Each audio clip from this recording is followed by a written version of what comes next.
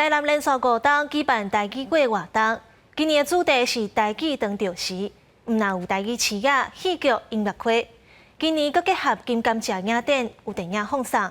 嘛大家伫母语的环境，偌久都自然开嘴讲台语。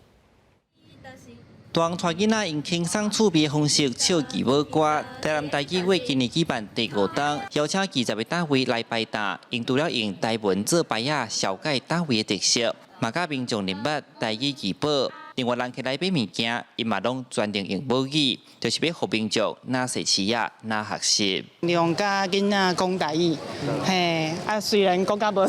啥练转啦，但是都是尽量讲。台语是有文字的，台语文字会当用足轻松的方式，会当用唱歌的方式，就会当甲唱出来。我想要把这个语言遮水的文化传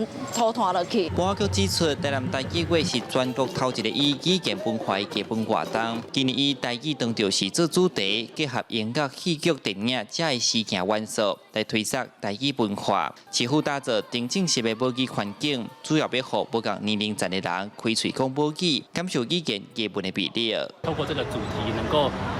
吸引更多的咱这些少年人能够一起讲